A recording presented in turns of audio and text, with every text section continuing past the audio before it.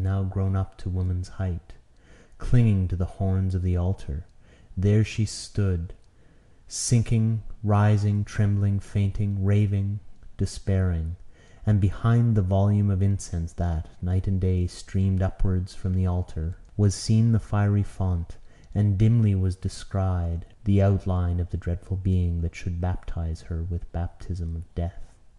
But by her side was kneeling her better angel, that hid his face with wings, that wept and pleaded for her, that prayed when she could not, that fought with heaven by tears for her deliverance, which also, as he raised his immortal countenance from his wings, I saw by the glory in his eyes that he had won at last. 5.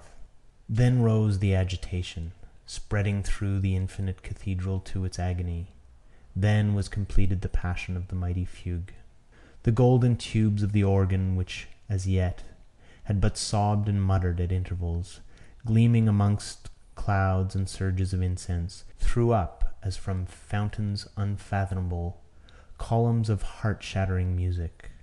Choir and anti-choir were filling fast with unknown voices. Thou also, dying trumpeter, with thy love that was victorious, and thy anguish that was finishing, didst enter the tumult. Trumpet and echo, farewell love and farewell anguish, rang through the dreadful sanctus. We, that spread flight before us, heard the tumult, as of flight, mustering behind us. In fear we looked round for the unknown steps that, in flight or in pursuit, were gathering upon our own. Who were these that followed, the faces which no man could count? Whence were they? O darkness of the grave, I exclaimed, that from the crimson altar and from the fiery font wert visited with secret light, that wert searched by the effulgence in the angel's eye. Were these indeed thy children, pomps of life that, from the burials of centuries, rose again in the voice of perfect joy? Could it be ye that had wrapped me in the reflux of panic? What ailed me that I should fear when the triumphs of earth were advancing?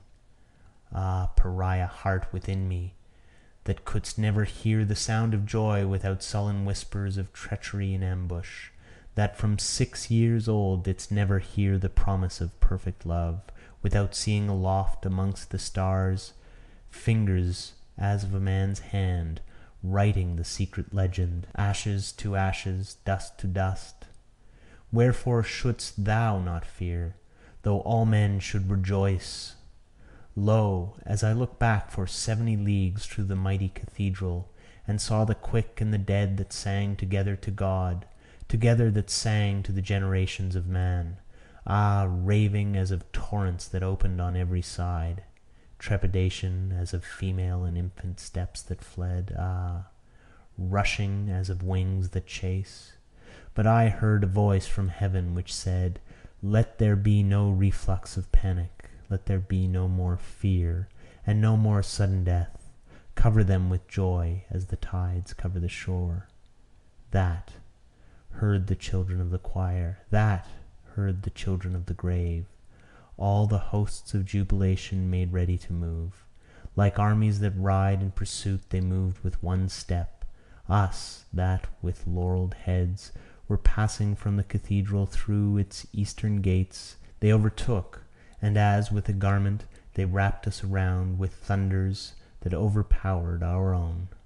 As brothers we moved together, to the skies we rose, to the dawn that advanced, to the stars that fled, rendering thanks to God in the highest, that, having hid his face through one generation behind thick clouds of war, once again was ascending from Waterloo in the visions of peace.